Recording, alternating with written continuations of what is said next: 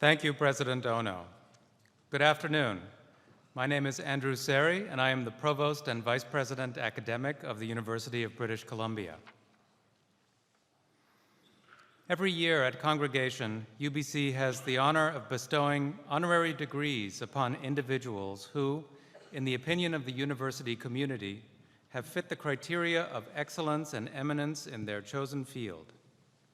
Ian Hanomansing is one of those individuals, and I invite him to step forward to receive his honorary degree.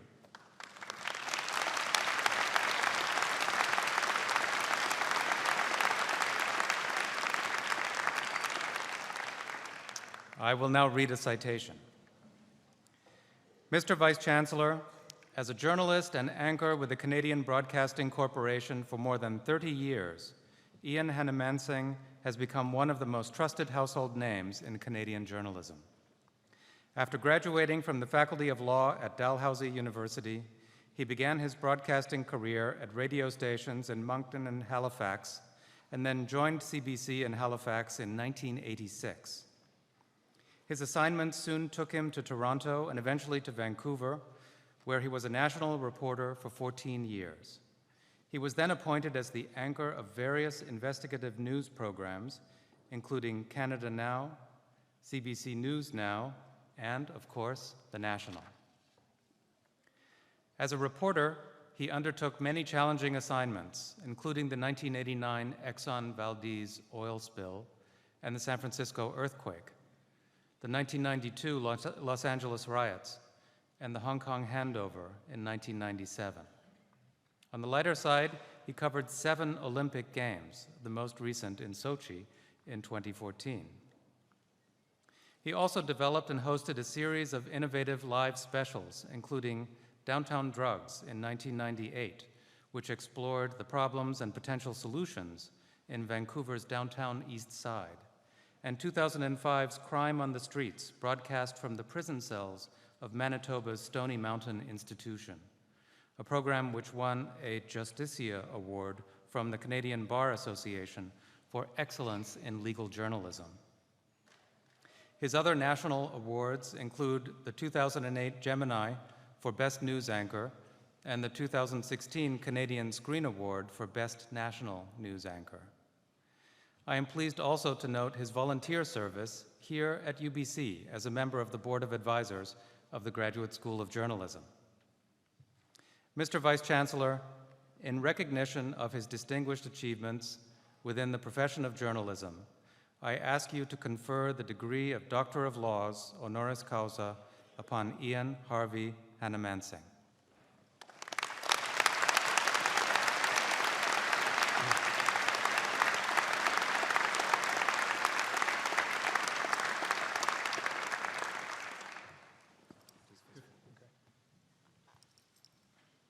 By the authority of the Senate of this university, it gives me distinct pleasure to confer upon you, Ian Harvey Hanomansing, the title and the degree, Doctor of Laws, honoris causa.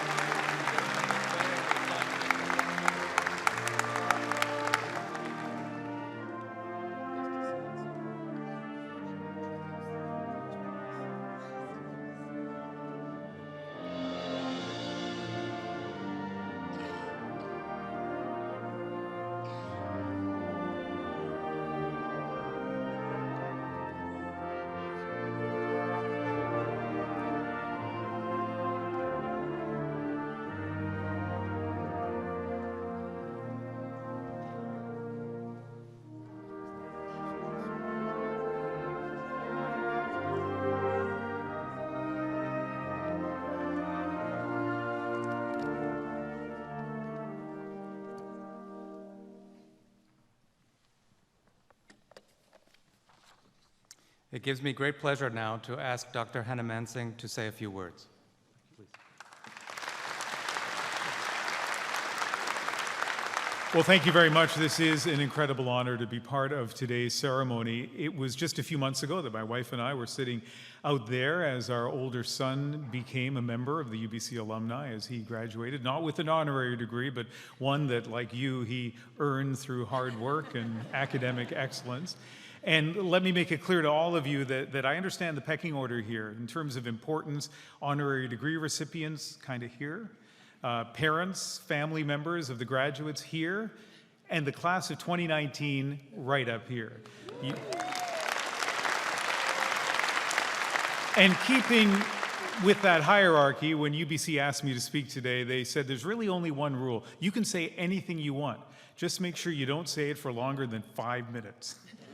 So I think that's an excellent rule, and I'll abide by it. So what can I tell you in 4 minutes and 15 seconds that is relevant to the class of 2019? Maybe a history lesson. I graduated in 1983 from a small university on the East Coast, Mount Allison, and I know that seems like ancient history to some of you, literally more than a lifetime. But I think that there are some lessons there, because I remember what it was like to sit down waiting to get my degree and how nervous I felt, how anxious I was, not about the ceremony, but about what might come next. It seemed like the pressures that we faced were unprecedented, and I'm sure some of you are feeling that way as well. And I want to tell you that the lessons of what I consider to be recent history should provide some comfort for you. It's interesting to me the parallels between the kinds of things that might be worrying you in 2019 and the things that bothered us in 1983. I mean, nowadays people, especially if you want to settle in Vancouver or Toronto or maybe Seattle or San Francisco, wonder, will you ever be able to afford a home? Well, in the 1980s, homes were a lot cheaper, but we still wondered if we could afford mortgages. We saw families moved out of their houses because mortgage rates in Canada reached 22%.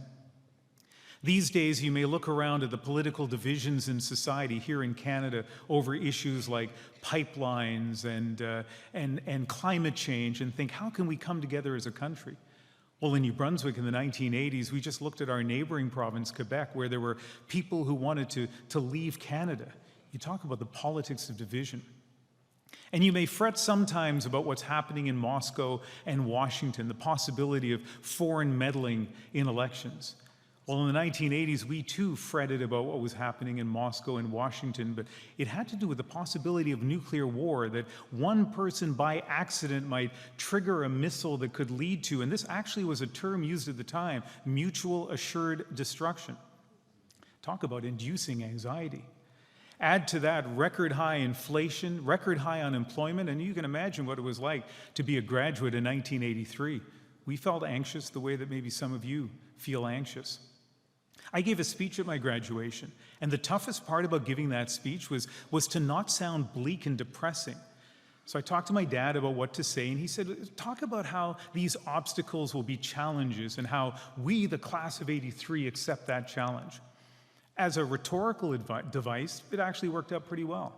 It felt good to give that speech, but you know what? I didn't actually believe what I was saying. I still felt anxious. But let me tell you, looking back now, almost 40 years later, I didn't realize it at the time, but I was right. We did take on those challenges. Yes, there was uncertainty. Yes, there were twists and turns. Yes, the road ahead was uncertain, and we didn't always make the right decisions. But on balance, even if we didn't get the job we thought we might get, we ended up getting jobs. We were able to be part of the community. We were able to build things. We were able to enjoy things that we couldn't even imagine.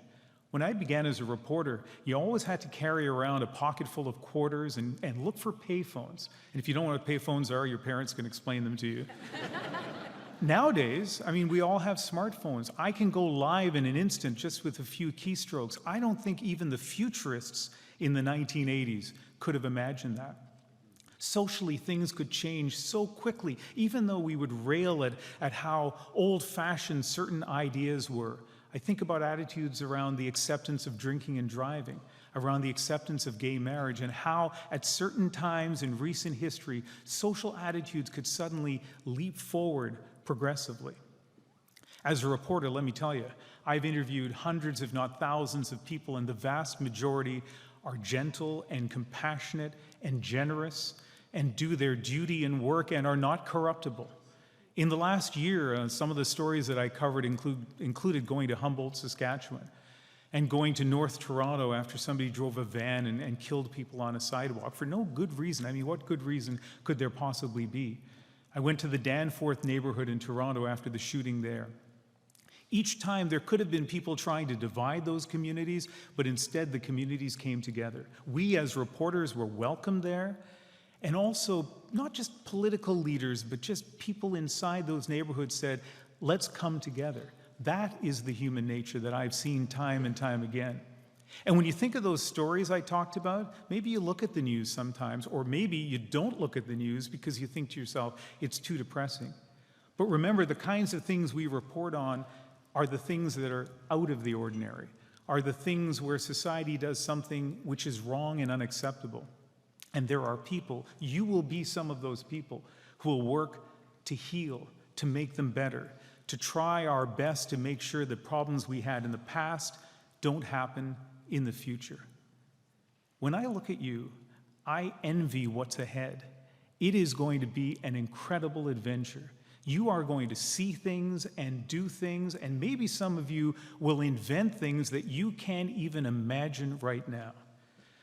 And so as a graduate from a long, long time ago, from a university on the other side of the country, here is my message to you, the class of 2019.